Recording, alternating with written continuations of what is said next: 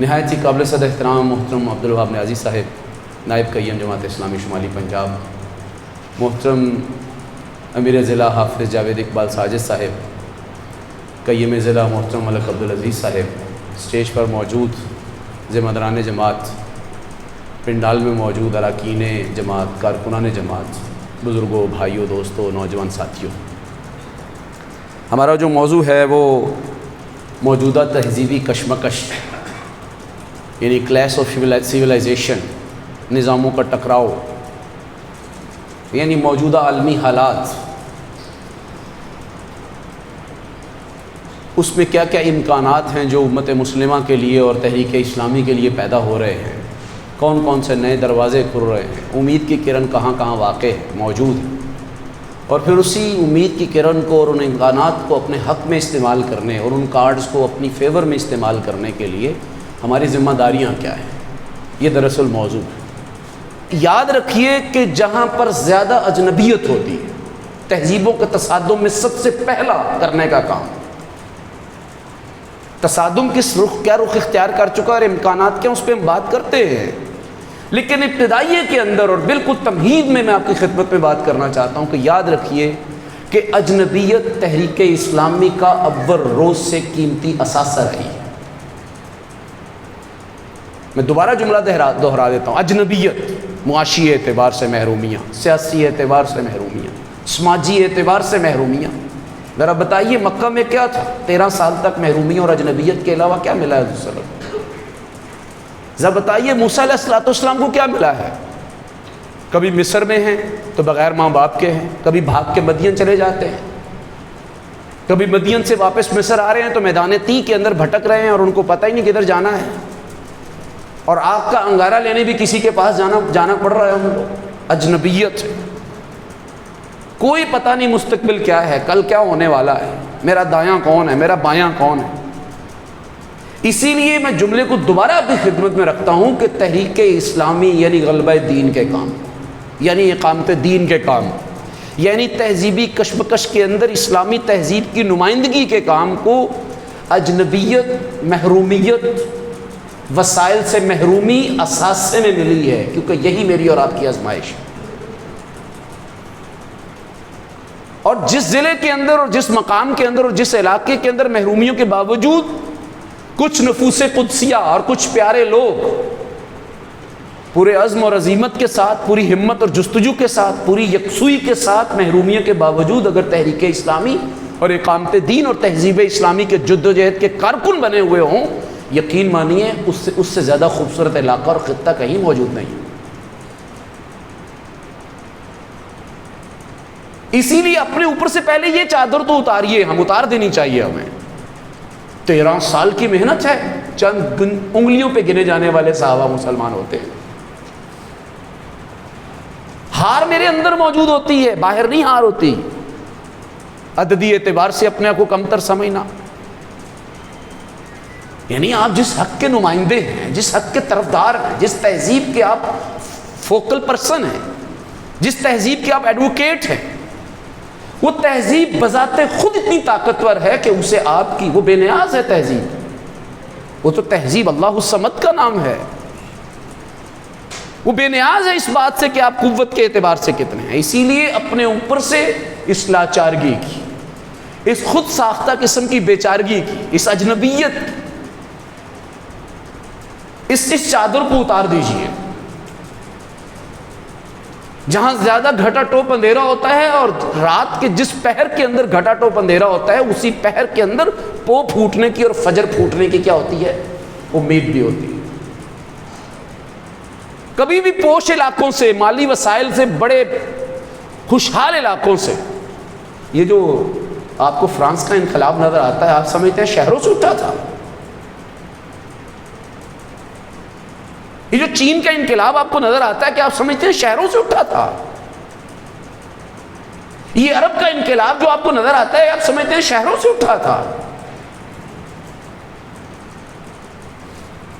اسی لیے اگر آپ جہانگیری، جہاں بانی کرنا چاہتے ہیں، جہانداری کرنا چاہتے ہیں، اس پورے کرۂ ارض کو ایک مثالی عادلانہ نظام سے اور اقامت دین سے سرشار کرنا چاہتے ہیں تو یقین مانیے DHA کا بیٹھا ہوا اور بحریہ کا بیٹھا ہوا اور اسلام آباد کا بیٹھا ہوا جس کے رگ و پیک کے اندر آسودگی اور تانا آسانی سرایت کر چکی ہے وہ یہ کام نہیں کرے گا۔ انقلاب کو جب بھی خوش آمدید کہا جائے گا یقین مانیے ہمیشہ محلات سے کبھی بھی بڑے بڑے لوگ پیدا نہیں ہوتے۔ جب بھی بڑے بڑے لوگ پیدا ہوئے ہیں، قداور لوگ پیدا ہوئے ہیں، بادہ الاسلام غریباً سیعود غریبا طوبی للغرباء، اسلام اپنے آغاز کے اندر بھی اجنبیت کا شکار تھا، اور اس اجنبیت کے اندر پسماندہ لوگوں نے، درماندہ لوگوں نے، لاچار لوگوں نے، بے کس اور بے آسرا لوگوں نے مدد کی تھی۔ اور جب اسلام دوبارہ اجنبیت کا شکار ہو جائے گا، جس اجنبیت سے آج کل گزر رہا ہے، تو دوبارہ پھر درماندگی کے اندر اور لاچارگی کے اندر وہی لوگ آگے بڑھیں گے جو لوگ واقعتاً اس ضرورت آپ کی ہے، ضرورت پسماندہ علاقوں کی ہے اسلام، ضرورت اسلام آباد کی نہیں ہے۔ یہ آپ ذرا مکہ کی سرزمین کو ٹٹول کے دیکھیے، اس نے کون سے گوہرے نایاب حضور صلی اللہ علیہ وسلم کی گود کے اندر ڈالے تھے؟ اس نے بلال ڈالا تھا، عتبہ نہیں ڈالا تھا، شیبہ نہیں ڈالا تھا، ابو جہل اور ابو لہب نہیں ڈالا تھا، اس نے بلال ڈالا تھا، اس نے خباب ڈالا تھا۔ اس قرۂ ارض نے حضور نبی کریم صلی اللہ علیہ وسلم کے دائیں بائیں جن لوگوں کو کھڑا کیا تھا ان میں سے اکثر و بیشتر کے گھر کے اندر صبح کھاتے تھے اور شام کھانے کو کچھ نہیں ہوتا تھا۔ اسی لیے ایک رکن جماعت، یعنی اس کے لیے کون سی رکاوٹ ہے کہ میں نے اجتماع خانہ کرنا ہے، کہ اس کے لیے وسائل لگتے ہیں؟ آپ کو پتہ ہے لاچارگی کا رونا، بے بسی کی تصویر بن جانا، محرومیوں کی داستان خود بخود اپنے ہاتھوں سے لکھنا، یہ میرے اندر پژمردگی کی اور مایوسی کی، میرے قدموں کے اندر بیڑیاں بن کے پڑ جاتی ہے۔ میں پھر وہ بنیادی کام بھی نہیں کر پا رہا ہوتا جس کے اندر کسی قسم کے وسائل نہیں ہوتے اور کوئی رکاوٹ نہیں ہوتی۔ مطلب اجتماع خانہ کرنے میں کون سی رکاوٹ ہے؟ 40 گھروں پہ مشتمل لوگوں تک جذبہ خیر سگالی کے طور پر سلام علیکم پہنچا دینا کون سی اس میں وسائل چاہیے ہوتے؟ اسی لیے امید کرتے ہیں انشاءاللہ العزیز کہ تہذیبی کشمکش جو آپ کی خدمت میں خوشخبری کے طور پہ رکھی جا رہی ہے، ذمہ دارانہ کردار کے طور پہ رکھی جائے گی، مایوسی کے طور پہ نہیں۔ اسی لیے میرے بھائیوں اور دوستوں، پچھلے 35 یہ جو تبدیلی ہوتی ہے نا، اپنے موضوع کی طرف میں آ رہا ہوں، تبدیلی ہوتی ہے نا، تبدیلی، اس کے معاملے میں انسان بڑا ہی کانشیس رہا ہے، بڑا حساس رہا ہے، تبدیلی کو اتنی آسانی سے قبول نہیں کرتا۔ اگر آپ کو یہاں سے کہا جائے کہ ذرا اٹھ کے دائیں ادھر بیٹھ جائیں تو 2-3 دفعہ تو کہنا پڑے گا۔ اطاعت نظم کی بات نہیں ہو رہی، انسانی نفسیات کی بات ہو رہی۔ پھر جب ہم بیٹھ جائیں گے تو وہاں ایڈجسٹ ہونے میں آپ کو 1-1.5-2 منٹ لگ جائیں گے، کبھی ایک پہلو سیدھا کریں گے، کبھی شلوار ٹھیک کریں گے۔ تبدیلی کو انسان بہت مشکل قبول کرتا ہے، تبدیلی کے معاملے میں انسان بہت کانشیس، حساس، بہت ڈرپوک ثابت ہوا ہے، اتنی آسانی سے قبول نہیں کرتا۔ اس کی کئی ایک وجوہات ہیں۔ جس ماحول میں رہ رہا ہوتا ہے انسان، بعض انسانوں کے اس ماحول سے مفادات وابستہ ہوتے ہیں، وہ تبدیلی نہیں آنے دیتے، انقلاب نہیں آنے دیتے۔ دوسری بات یہ کہ جس ماحول کے اندر آپ رہ رہے ہوتے ہیں اس نمک کی کان کے اندر نمک ہو چکا ہوتا ہے انسان، اسی لیے بعض انسان اسی ماحول کو تسلیم کر چکے ہوتے ہیں، اسے اپنی تقدیر اور قسمت کا ستارہ سمجھ چکے ہوتے ہیں، اسے اپنا رب کا لکھا ہوا سمجھ لیتے ہیں۔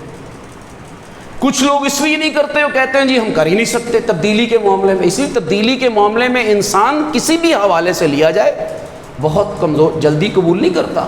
علامہ اقبال نے کیا فرمایا تھا؟ آئینے نو سے ڈرنا، طرز کوہن پہ اڑنا، منزل یہی کٹھن ہے قوموں کی زندگی میں۔ تبدیلی کو انسان اتنی آسانی سے قبول نہیں کرتا۔ لیکن پچھلے 35 سالوں کے اندر، تقریباً 40 سالوں میں، 35 سالوں میں چلنا، یعنی ایک علامتی طور پہ میں آپ کو بتا دیتا ہوں کہ 9/11 کے بعد جتنی تیزی سے یہ دنیا بدلی ہے، اتنی تیزی سے تہذیبی بدلاؤ کو اور انسانی معاشرے اور انسانی مملکتوں کے نظام کو اور انسانی معاشرے کے ماحول کو اور انسانی تہذیب کو بدلتے ہوئے انسانی آنکھ نے اس سے پہلے کبھی نہیں دیکھا، سوائے ایک دفعہ بھی۔ اس سے پہلے ایک مبارک انقلاب آیا تھا، 23 سال کے اندر انسانیت بدلی تھی، انسانی تہذیب بدلی تھی۔ 23 سال کے اندر مبارک انقلاب آیا تھا، احترام کا انقلاب، احترام انسانیت کا، عدل کا، سچائی کا، دیانتداری کا، راست روی کا۔ 23 سال کے اندر وہ انقلاب آیا، اس کے بعد انسانی آنکھ نے کبھی بھی دنیا کو اتنی تیزی سے بدلتے ہوئے نہیں دیکھا جتنا تیزی سے یہ آخری 35-40 سال کے اندر بدلی ہے۔ اس تہذیبی بدلاؤ نے خاندان ختم کر دیا، خاندان کا ادارہ ختم کر دیا۔ میں اس کے نقصانات بتا رہا ہوں۔ تہذیبی کشمکش کے اندر اس تہذیب نے، غالب تہذیب نے ہمیں کہاں کہاں ہمارے اوپر اثرات مرتب کیے ہیں، اور سورہ یاسین کا ریلیٹ کر رہی ہے۔ اس تہذیبی کشمکش نے اور تہذیبی بدلاؤ نے خاندان کا ادارہ مکمل طور پہ ختم کر دیا۔ ذرا غور کیجئے کہ اب باپ کا ادارہ اسی طرح افیکٹو ہے اب جس طرح پہلے افیکٹو تھا، آج سے 35-40 سال پہلے۔ یقین مانیے مجھے ہوش ہے، میں 39 کا ہوں، باپ کا ادارہ بالکل غیر مؤثر ہو کے رہ گیا ہے۔ دیہاتوں میں کچھ نہ کچھ پھر بھی باہر آیا لیکن بے اثر ہو گیا۔ چاچے کا ادارہ، دادے کا ادارہ، یہ میں آپ کو معاشرتی اداروں کی بات بتا رہا ہوں، خاندانی اداروں کی اور کرداروں کی بات بتا رہا ہوں۔ کیا اڑوس پڑوس کا ادارہ اتنا ہی محترم رہ گیا جتنا محترم آج سے 35-40 سال پہلے تھا؟ پہلے تو محلے کا چچا ایک ہی ہوتا تھا اور سارے ہی بڑی عمر کے لوگ چچا ہی ہوتے تھے، اور گلی کی نکر کے اوپر کسی بازار کے چوراہے میں اگر نوجوان کھڑے ہوتے تھے، دور سے آتے کسی چچا کو دیکھتے تھے تو فوراً سے کیا ہوتا تھا؟ سارے ڈسپرس ہو جاتے تھے، بکھر جاتے تھے، منتشر ہو جاتے تھے، کہیں کہکہا لگا رہے ہوتے تھے، ہنس رہے ہوتے تھے، کسی بڑے کو آتے دیکھتے تھے خاموش ہو جاتے تھے۔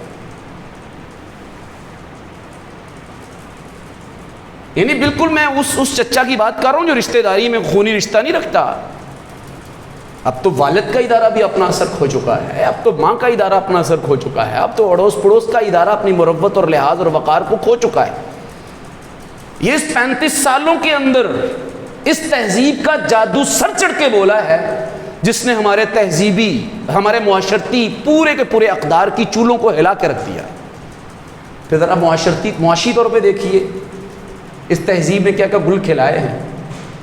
یعنی یہ پورے کا پورا کلچر ہے میری جیب کو عدم توازن کرنے کا، میرے بجٹ کو آؤٹ کرنے کا، میرے اخراجات کو میرے وسائل سے بڑھا دینے کا، میری مونچھوں کو میری داڑھی سے لمبا کر دینے کا۔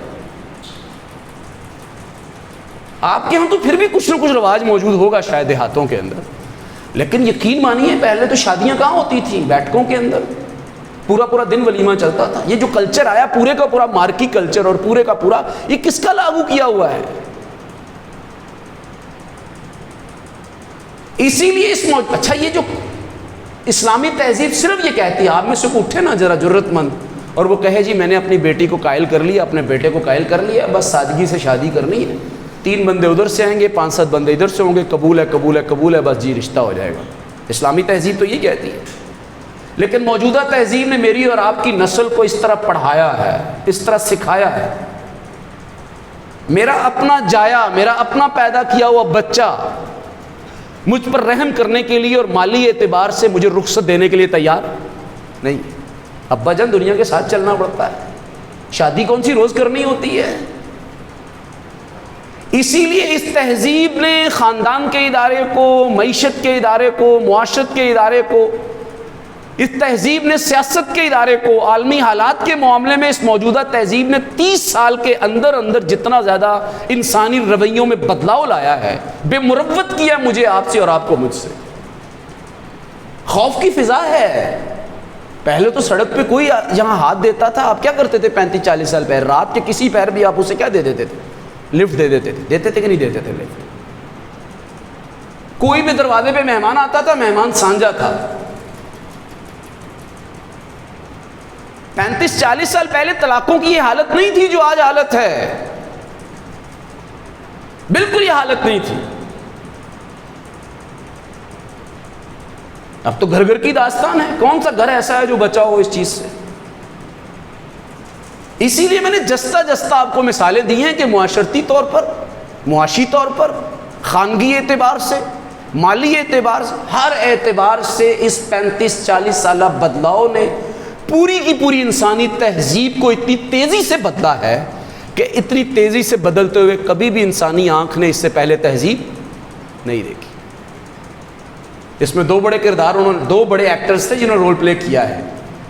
ایک انفارمیشن ٹیکنالوجی کے نام کے اوپر، معلومات عامہ کے نام کے اوپر میڈیا کو لانچ کیا گیا یہاں پر، پرائیویٹ چینلز کو.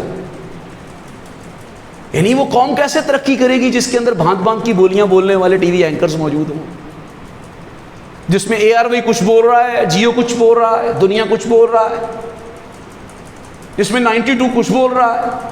یعنی بھانت بھانت کی بولیاں بولی جا رہی ہیں.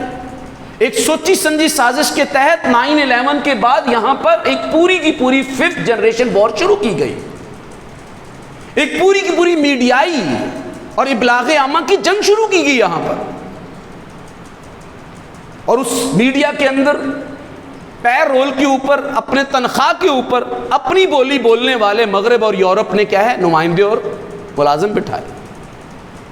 ایک اپنی تہذیب کو یہاں غالب کرنے اور اس تبدیلی کو لانے کے لیے، میرے اور آپ کے مزاج اور رویے اور ٹیسٹ کو بدلنے کے لیے عالمی گماشتوں نے اور عالمی تہذیب نے جن لوگوں کو یہاں چھوڑا، اس میں سے میڈیا کا ایک بہت بڑا کردار ہے.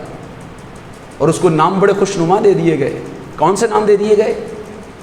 اظہار رائے کی آزادی، فریڈم آف ایکسپریشن، معلومات عامہ، انٹرٹینمنٹ، انفارمیشن ٹیکنالوجی، یہ نام دے دیا گیا.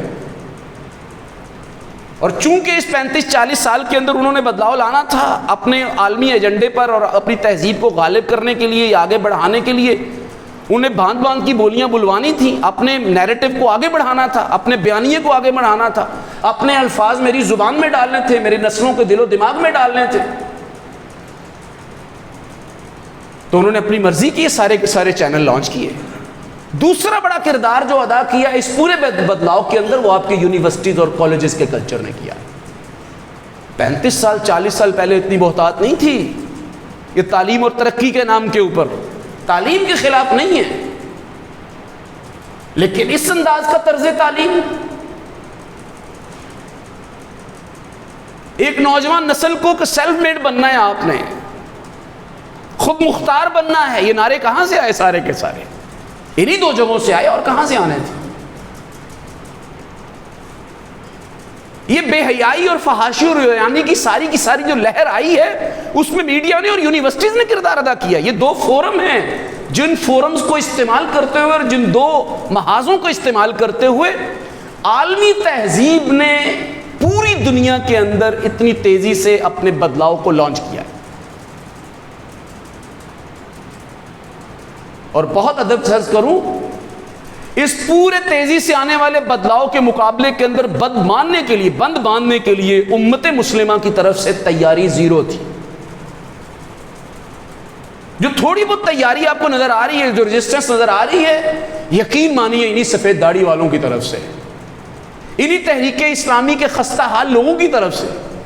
وہ اسلامی جمعیت طلبہ کی صورت میں ہو، وہ جمعیت طلبہ عربیہ کی صورت میں ہو، وہ آپ کے جو ہے وہ بیداری کی مہمات ہیں جتنی اس کی صورت میں ہو، آپ کے احتجاجی رویوں کی وجہ سے ہو، آپ کے لٹریچر کی وجہ سے ہو، آپ کی پارلیمنٹ اور سینٹ کے اندر پیش کی جانے والی قراردادیں اور ویٹو کے ذریعے سے ہو، آپ نے مسلسل اس تہذیب کے راستے کے اندر اور اس تہذیبی بدلاؤ کے راستے کے اندر اپنی بساط کے مطابق کسی نہ کسی انداز میں اپنا حصہ ضرور ڈالا.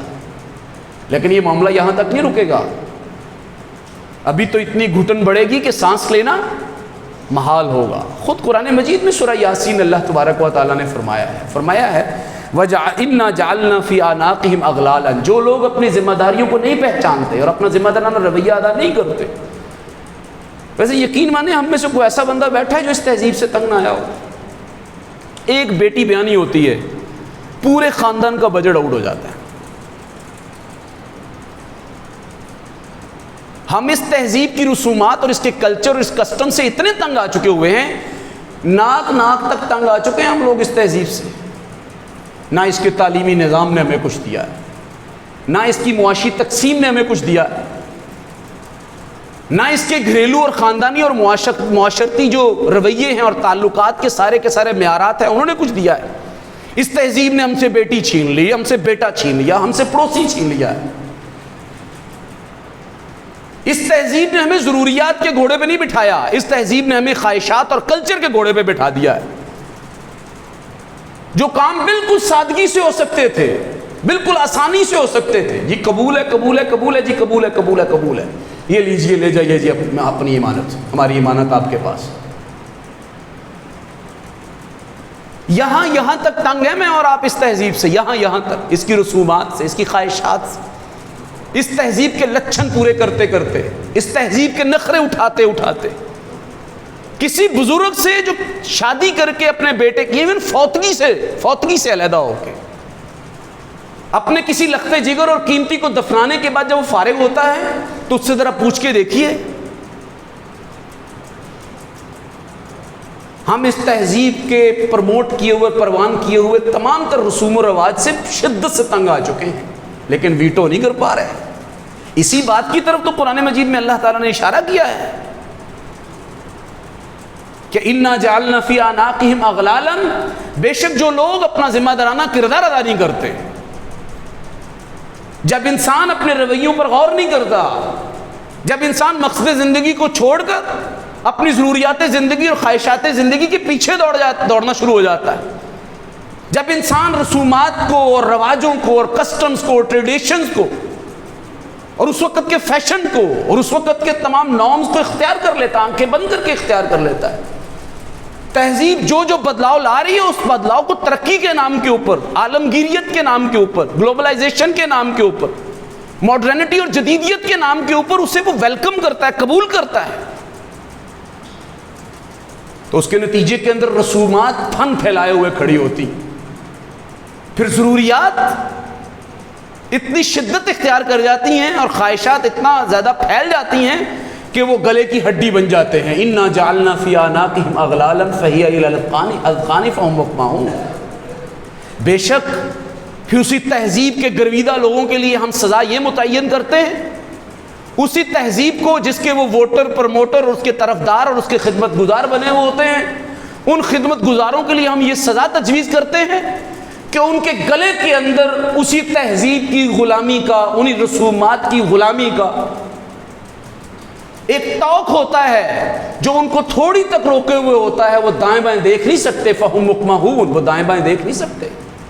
آپ ذرا دائیں بائیں دیکھ کے دکھائیے، اس تہذیب نے مت ماری ہوئی ہے، کیا مذہبی طبقے کی، کیا غیر مذہبی طبقے کی، کیا مالدار کی، کیا غریب کی، یہ تہذیب کس کے آپ کو اپنے ہاتھ میں رکھتی ہے، لگامیں اس کے ہاتھ میں ہیں، فہم مقمحون، دائیں بائیں نہیں دیکھ سکتے۔ کہا اس کے باوجود بھی اگر لوگ توبہ طائب نہیں کرتے، تہذیبی کشمکش کے معاملے کے اندر وہ اپنا کردار ادا نہیں کرتے، اگر اس کے باوجود بھی اس ظالمانہ تہذیب کے مقابلے کے اندر کھڑے نہیں ہوتے، سینہ سپر نہیں ہوتے، اگر کمر نہیں کستے، اگر عزم و ہمت کے لیے کوئی کمر نہیں کستے، تو اس کے نتیجے میں پھر کیا ہوتا ہے؟ وَجَعَلْنَا مِن بَيْنِ أَيْدِيهِمْ سَدًّا، ابھی تو اتنی گھٹن بڑھے گی کہ سانس، پھر کیا ہوتا ہے؟ ان کے آگے بھی ایک بند دیوار ہوتی، ان کے پیچھے بھی ایک دیوار ہوتی ہے، ان کے دائیں بھی ایک دیوار، بند گلی کا اسیر ہو جاتے ہیں۔ فَهُمْ لَا يُبْصِرُونَ، پہلے تو وہ دیکھ سکتے تھے، صرف دائیں بائیں نہیں دیکھ سکتے تھے، اب وہ دیکھ بھی نہیں سکتے، اب وہ دیکھ بھی نہیں پائیں۔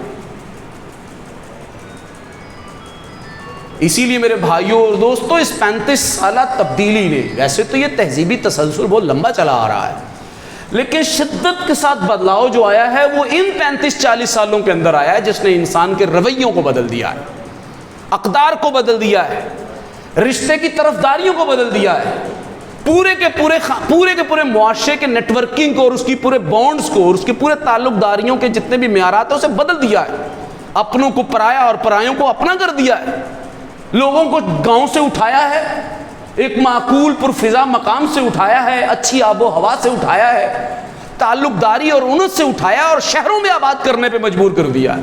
یہ کہاں سے کلچر آیا شہروں میں آباد ہونے کا؟ یہ امیر ہونے کی خواہش، یہ بچوں کو پڑھانے کی خواہش، کیا پڑھ پائی ہے نسل؟ دھوبی کا کتا گھر کا نہ گھاٹ کا، ہماری وہ کیفیت ہوئی ہے۔ یہ بڑی ظالم تہذیب ہے، یہ ہمیں کسی پار نہیں لگنے دیتی، نہ اس کنارے پہ جانے دیتی ہے نہ اس کنارے پہ جانے، اپنے ہی منجدار کے اندر گم رکھنا چاہتی ہے۔ اس نے میرا بوریا بستر لپیٹا، ترقی کے نام کے اوپر میری نسلوں کو شہروں کی طرف رخصت کیا ہے، پھر شہروں کے اندر جنگل کا ماحول ہے، نہ اڑوس جانتا ہے نہ پڑوس جانتا ہے، یہ کس کی بیٹی ہے، یہ کس کی بہو ہے، یہ کس کا بیٹا ہے، یہ کس کا بابا ہے، یہ کس کا دادا ہے، یہ کس کی پگڑی ہے، کوئی پرواہ نہیں ہوتی۔ اسی لیے میرے بھائیوں اور دوستوں، اس 35 سالہ تہذیبی بدلاؤ نے جس شدت سے آپ کو بدلا ہے، اس بدلاؤ کے معاملے کے اندر بہت بڑے بڑے امکانات کے دروازے بھی کھلے، بڑی بڑی امید کی کرنیں بھی روشن ہوئی ہیں، لیکن یہ امکانات تو ان کے لیے ہیں جو ذمہ داری ادا کرنا چاہے، جو آگے بڑھ کے اپنا ذمہ دارانہ کردار ادا کرنا چاہے۔ اگر غور کیجئے، یہ خوشخبری کی بات ہے، حضور نبی کریم صلی اللہ علیہ وسلم کی حدیث سے ہم سہارا لیں گے، لیکن خوشخبری اس سے پہلے ہے حدیث کی روشنی میں۔ موجودہ تہذیب بالکل اپنے بچاؤ کے معاملے میں، اپنی بقا کے معاملے کے اندر گھٹنوں کے بل اپنی آخری سانسیں لے رہی۔ آپ کو اس کے اوپر الحمدللہ کہنا چاہیے تھا۔ موجودہ تہذیب اپنی بقا کے معاملے کے اندر بالکل اپنی آخری سانسیں لے رہی، اپنی بقا کی آخری جنگ لڑ رہی ہے۔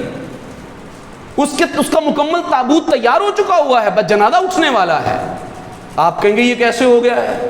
وہ تو افغانستان میں ہماری درگت لگاتے ہیں، وہ تو اسرائیل کے اندر ہماری، فلسطین کے اندر ہماری پٹائی کرتے ہیں، ان کا تو پاکستان کے اندر پنجے گاڑے ہوئے ہیں۔ جی بالکل بات بظاہر تو یہی نظر آ رہی ہے، لیکن سچی بات یہی ہے کہ موجودہ تہذیب جو بالکل اپنی آخری سانسیں لے رہی ہے اور بقا کی آخری جنگ لڑ رہی ہے اور باولی ہو چکی ہے اور پاگل ہو چکی ہے، اور بالکل اس بلی کی طرح جو پاگل باولا ہو کے آپ کے اوپر حملہ کرتی ہے، اس کتے کی طرح جو باولا ہو کے آپ پہ حملہ کرتا ہے، بالکل یہ تہذیب بھی اس وقت باولا ہو کے آپ کے اوپر کیا ہے، حملہ ہوا ہے۔ بڑے بڑے واقعات ہیں جو بتا رہے ہیں کہ یہ تہذیب بالکل ختم ہونے والی ہے۔ حضور نبی کریم صلی اللہ علیہ وسلم نے ارشاد فرمایا، کہا 5 زمانے آئیں گے، پہلا زمانہ میرا ہے جو نبوت کا زمانہ ہے۔ ہم نبی سے رہنمائی کیوں نہ لیں، اور کیوں نہیں لیتے؟ ہم کیوں مایوسی کی چادر اوڑے ہوئے ہیں؟ ہم تو کشمکش کے سپاہی ہیں، ہم تو اسی تہذیب کے مخالف ایک بہت بڑے ویٹو کرنے والے نمائندے ہیں، ہم تو اسلامی تہذیب کے علمبردار ہیں۔ ہم کیوں نہ سنت سے اور سیرت سے اور کتاب الفتن سے اور بخاری اور مسلم سے رہنمائی لیں؟ کہا میرا دور ہے نبوت کا دور، ایک تہذیب وہ ہے جو نبوی تہذیب ہے، جب تک اللہ چاہے گا وہ رہے گی۔ اس کے بعد دوسری تہذیب ہے، وہ خلافت علی منہاج النبوہ کی ہے، میرے خلفاء کی تہذیب ہے، جب تک اللہ چاہے گا وہ رہے گی۔ پھر اس کے بعد تیسری بڑی تہذیب آئے گی، اور وہ تہذیب بادشاہوں کی ہوگی، ملوکیت کی ہوگی، کنگڈم امپائر ہوگا، جب تک اللہ چاہے گا وہ تہذیب رہے گی۔ اس کے بعد چوتھی تہذیب آئے گی، اور چوتھی تہذیب فاشزم کی، دھونس اور دھاندلی کی، جبر اور ظلم کی، تشدد کی تہذیب ہوگی۔ اب آپ کہیں گے یہ کون سی تہذیب ہے؟ بادشاہت بھی تو ظلم ہی کرتی ہے۔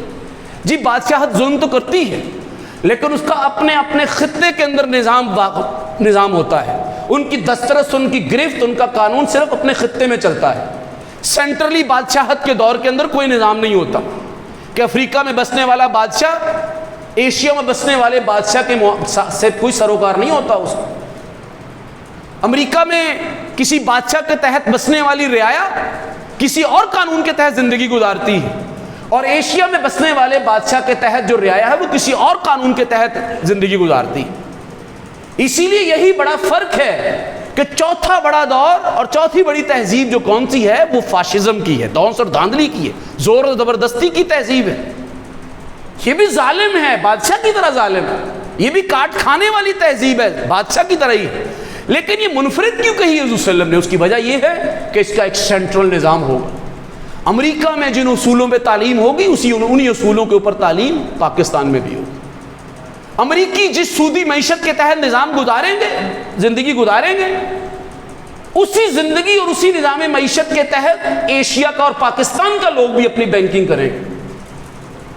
بائی ہک اور کروک، توان و کرہن، زور اور زبردستی کی بنیاد کے اوپر پوری دنیا کے انسانوں کو وہی پہننا پڑے گا جو تقریباً مغرب کا بندہ پہنتا ہے، جو ایشیا کا بندہ پہنتا ہے۔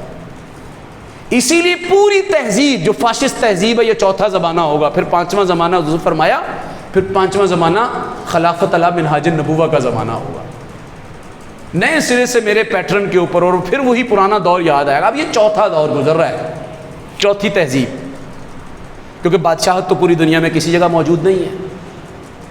اب یہ چوتھا دور گزر رہا ہے، اور یہ چوتھا دور کے بارے میں اور اس فاشسٹ تہذیب کے بارے میں، اس دھونس اور دھاندلی کے پورے نظام اور کلچر کے بارے میں میں نے آپ کی خدمت میں عرض کیا کہ یہ بالکل اپنی آخری سانسیں لے رہا ہے، یہ اپنی بقا کی آخری جنگ لڑ رہا ہے، یہ اپنے بقا کے معاملے کے اندر گھٹنوں پہ آیا ہوا ہے، یہ بھیک مانگ رہا ہے، یہ بخلاہٹ کا شکار ہے۔ بڑے بڑے واقعات جو انہی 35 40 50 سالوں میں ہوئے ہیں وہ اس بات کی گواہی دے رہے ہیں کہ یہ جو صدیوں سے ہمارے اوپر غالب اور مسلط تہذیب ہے اپنی آخری سانسیں لے رہی ہے، ہچکیوں پہ آئی ہوئی ہے۔ یہ دیکھیے آپ کے پڑوس کے اندر روس تھا، سرخ ہاتھی تھا، جس کا سورج کہیں غروب نہیں ہوتا تھا، جس کے بارے میں مشہور تھا کہ جس طرف کا رخ کرتا ہے اس کی نہ تری کو چھوڑتا ہے، نہ اس کی خشکی کو چھوڑتا ہے، نہ اس کے فضائی راستوں کو چھوڑتا ہے، نہ اس کے زمینی راستوں کو چھوڑتا ہے۔ اس کی خشکی اور تری کا یہ غالب بن جاتا ہے، فاتح بن کے آتا ہے، یہ کبھی بھی شکست خوردہ ہو کے نہیں آتا۔ لیکن چشم فلک نے دیکھا، زمین کی آنکھ نے بھی دیکھا، میں نے اور آپ نے مشاہدہ کیا کہ روس آج تک اپنے زخم چاٹ رہا ہے، اتنی زیادہ ریاستیں روس سے بنی ہیں۔ ویسے تو یہ بھی الگ سے ایک موضوع ہے، بڑا انٹرسٹنگ موضوع ہے، یہ اس شکست خوردہ ذہنیت کے بارے میں یا اس شکست خوردہ ذہنیت کے منہ پہ اوپر زوردار تمانچہ ہے جو ٹی وی پہ بیٹھ کے امت مسلمہ کو ان کی قد و قامت کے معاملے میں، ان کی پوری انسانیت کی خدمت کے معاملے میں، کنٹریبیوشن کے معاملے میں کمتر دکھاتے ہیں کہ جی امت مسلمہ کا کنٹریبیوشن کیا ہے، جی مسلمانوں کا انسانوں کی خدمت کے معاملے میں خدمات کیا ہے۔ ایک سوئی انہوں نے نہیں بنائی، ایک کیپسول انہوں نے نہیں بنایا، ایک انجیکشن انہوں نے نہیں بنایا۔ جی ہم بتاتے ہیں ہمارا کنٹریبیوشن کیا ہے۔ ہمارا کنٹریبیوشن یقینی طور پہ ہمارے اوپر گماشتے اور کم ظرف اور خود ذہن اور بکاؤ و بددیانت حکمران مسلط ہیں، اسی لیے امت مسلمہ تحقیقات اور ایجادات کے میدان میں اپنا جوہر نہیں دکھا سکی، اس میں کوئی شک نہیں۔ لیکن اس میں بھی کوئی شک نہیں ہے کہ امت مسلمہ نے تہی دامن ہوتے ہوئے، امت مسلمہ نے لاچار اور بے بس ہوتے ہوئے، امت مسلمہ کے عوام کے ہاتھ اور پاؤں بندھے ہوئے ہیں، اپنے اوپر اغیار کے کاسہ لیس حکمران ہوتے ہوئے رکھتے ہوئے بھی امت مسلمہ نے پوری انسانیت کو سرخ فاشسٹ سے اور سرخ درندے کے ظلم سے پوری دنیا کو کیا کیا ہے، بچایا ہے۔ یہ تھوڑا کنٹریبیوشن ہے؟ ہمیں فخر ہے اپنے اس کنٹریبیوشن سے، انسانیت کی اس خدمت پر ہمیں بڑا فخر ہے، ہم سینہ تان کے چلتے ہیں کہ ہم نے روس جیسے فاشسٹ اور درندے کے راستے کے اندر سیسا پلائی ہوئی دیوار بنے ہیں اور اس کے بقیے ادھیڑے ہم ہی نے کیا ہے۔ اسی لیے بہت بڑا دعوے دار تھا وہ اس فاشسٹ تہذیب کا۔ پھر دوسرا بڑا دعوے دار آتا ہے اس تہذیب کا، اس کو امریکہ کہتے ہیں، 42 بماری ناٹو فورسز لے کر آتا ہے، لیکن کچھ بھی نہیں کر پاتا، وہ تو کچھ بھی نہیں کر پاتا، اپنے زخم چاڑتے ہوئے واپس لوٹتا ہے اور کبھی ایک ملک سے بھیک مانگتا ہے، کبھی دوسرے پڑوسی ملک کو کہتا ہے مجھے سیف پیسج مل جائے، مجھے نکلنے کے لیے کوئی راستہ دے دیجیے، میں پرامن طریقے سے نکلنا چاہتا ہوں، اپنا ایمبوش بچا کے جانا چاہتا ہوں، اپنے بندے واپس لے جانا چاہتا ہوں، قطر کے اندر میں اپنے خرچے سے آفس کھولتا ہوں، آپ ذرا مہربانی کروا دیجیے، ذرا بیچ بچاؤ کا راستہ پیدا کیجیے۔ کوئی 42 ممالک کی فوجیں، جس طرح بالکل غزوہ خندق کے اوپر حضور نبی کریم صلی اللہ علیہ وسلم نے خوشخبری سنائی تھی، فرمایا بحیثیت مجموعی پوری امت مسلمہ کے مقابلے کے اندر آج خندق کی ناکامی کے بعد، آج احزاب میں کفر کے ناکام ہونے کے بعد، آئندہ کبھی بھی بحیثیت مجموعی امت مسلمہ کے اوپر کفر اکٹھا ہو کے کبھی نہیں دوڑے گا، چڑھے گا۔ مسلمانوں کو خوشخبری سنائی تھی، بالکل یقین مانیے تہذیب حاضر اور اس فاشسٹ نظام اور اس طاغوت کی یہ بالکل آخری یلغار تھی۔ اس کے بعد کبھی بھی طاغوت کبھی بھی اکٹھے ہو کے امت مسلمہ پہ چڑھ نہیں دوڑے گا۔ کون مانے گا امریکہ کی بات؟ ذرا بتا دی، اٹلی مانے گا، جرمنی مانے گا، جن کے ظلم کے خلاف خود انہی کے گلیوں اور محلوں اور بازاروں اور چوک اور چوراہوں میں مظاہرے ہو رہے ہیں۔ یہ دوسرا بڑا دعوے دار اور اس تہذیب کا علمبردار، اس تہذیب کا بانی اور مبانی، سب سے سپر پاور کون؟ جی امریکہ، وہ تھا جو ناکام ہو کے یہاں نکلا۔ پھر اسرائیل کے تو کیا کہنے، اس تہذیب کے، اس ظالمانہ جابرانہ فاشسٹ تہذیب کے تیسرے بڑے شیطانی اینگل اور ٹرائنگل کے تیسرے بڑے اینگل کے تو کیا کہنے۔ وہ تو کہتا ہے کہ میرے پاس گراؤنڈ موشن ڈیٹیکٹرز ہیں، میرے پاس تو ایئر موشن ڈیٹیکٹرز ہیں، زمین کے اوپر چونٹی بھی حرکت کرتی ہے تو میرے سینسرز اور میری ٹیکنالوجی اسے پکڑ لیتی ہے۔ ہوا کے اندر کبوتر اور پرندہ بھی اور چڑیا بھی حرکت کرتے ہیں تو میری ٹیکنالوجی اس سے آگے بڑھ کے اسمیل کر لیتی ہے، سونگھ لیتی ہے۔ لیکن حیران کن طور پر میں نے اور آپ نے امت مسلمہ کے درد کے اندر بھی شریک ہونا ایمان کی کیفیت کی نشانی ہے، اور امت مسلمہ کی جیت کے اندر خوشی منانا اور اسے اون کرنا کہ یہ ہم نے کیا ہے، یہ بھی ایمان کی تازگی کا ایک بہت بڑا ذریعہ بنتا ہے۔ اسی لیے ہمارے کچھ بڑے لیب پالک، بڑے پیرول پہ چلنے والے، ان کے پالے ہوئے، ان کے نوٹوں اور ان کے ووٹوں اور ان کی ہڈیوں پہ چلنے والے ٹی وی پہ بیٹھے ہوئے اینکر اور نام نہاد کچھ اسکالرز بیٹھ کے کہتے ہیں جی کیا ضرورت پڑی کام کرنے کی، ایسی کشمکش مول لینے کی؟ جی جیسے پہلے تو وہ رسگلے کھلاتا تھا، پہلے تو دہی بلے کی پلیٹ دیتا تھا وہ آپ کو، پہلے تو جلیبی لا کے دیتا تھا، پہلے تو ہر رمضان کے اندر آپ کے لیے امام کی تنخواہ کا، آپ کی مسجد کی صفائی کا اہتمام کرتا تھا۔ وہ تو اول روز سے فاشسٹ ہے، وہ تو پہلے دن سے بد تہذیب ہے، درندہ ہے۔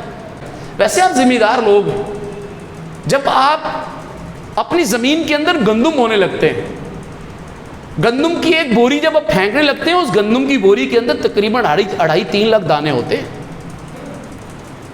لیکن 2.5-3 لاکھ دانے پھینکنے کے بعد آپ ایک دانے سے ایک بالی اگاتے ہیں، ایک ٹہنی اگاتے ہیں۔ ایک ٹہنی کے اوپر 7 سٹے اور خوشے لگتے ہیں، ہر سٹے کے اندر 100 دانہ ہوتا ہے۔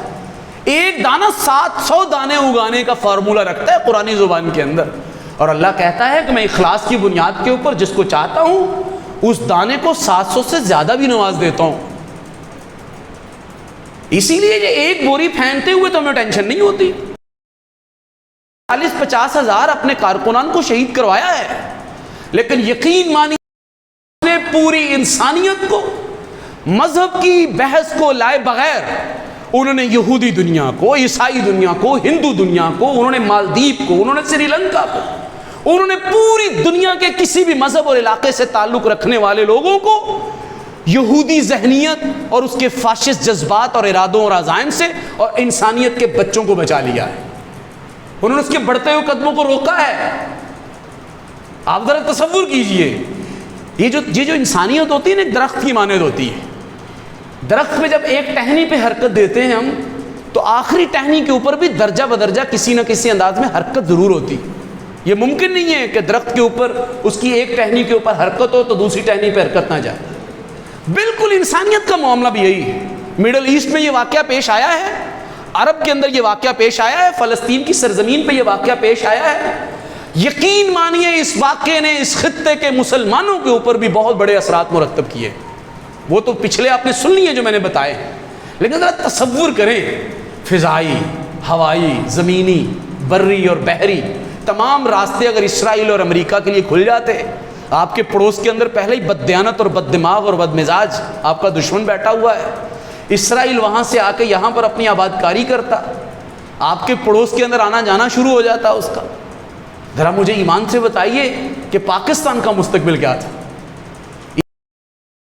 کہ تو ہم ممنون ہیں، ہم شکر گزار ہیں، ہم ان کے سامنے اپنی معذرت پیش کرتے ہیں، اپنی کم مائگی کی، اپنی کم ہمتی کی، اپنی بے ہمیتی کی ہم معذرت پیش کرتے ہیں۔ نہیں تو سچی بات یہ ہے کہ جس طرح عرب کے اندر حضور نبی کریم صلی اللہ علیہ وسلم نے پوری انسانیت کا کیس لڑا تھا اور قربانیاں دی تھی صحابہ نے، بالکل اسی طرح کے لوگوں نے پوری انسانیت کی بقا کے لیے اس خطے کے اندر رہتے ہوئے ہماری بقا کی اور انسانیت کی بقا کی جنگ لڑی۔ اسی لیے بڑے بڑے امکانات پیدا ہوئے، پوری کی پوری دنیا کفر اپنے ہی ایمان والوں اور اپنے ہی مذہب والوں کے خلاف ویٹو کر کے کھڑی ہوئی۔ آپ ٹیکساس کو دیکھیے، کیلیفورنیا کو دیکھیے، آپ نیو یارک کو دیکھیے، آپ افریقہ کی ساری ریاستوں کو دیکھیے، انہوں نے مل کے پوری طرح عالمی عدالت کے اندر اسرائیل کے خلاف ویٹو داخل کروائی ہوئی۔ آپ ہندوستان کے اندر دیکھیے، انڈیا کے اندر دیکھیے، آپ ایک امکانات کا جہان ہے، ایک بیداری کروٹ لے رہی ہے، حالات نے بالکل اپنا پینترا بدل لیا ہے۔ ایسی صورت کے اندر تحریک اسلامی کا کارکن مایوسی کی چادر اوڑھ لے، وہ فلسطین کے قضیے کو، وہ امت مسلمہ کے قضیے کو، وہ اپنے ملک پاکستان کے قضیے کو۔ میرے بھائیوں اور دوستوں، اپنے آرام طلبی کو چھوڑنا ہوگا، اجنبیت کی چادر اوڑھنی ہوگی، برادری اور کنبے اور قبیلے میں حکمت سے کام کرتے ہوئے چاروں ناچار خواہی نہ خواہی مجبوراً کسی نہ کسی انداز میں ان کو برداشت کرتے ہوئے یا ان کی مخالفت کو مول لینا پڑے گا. ہمیں اپنے دائیں بائیں کو مضبوط کرنا ہوگا, اپنی نسلوں کو اس تہذیب کا نمائندہ بنانا ہوگا.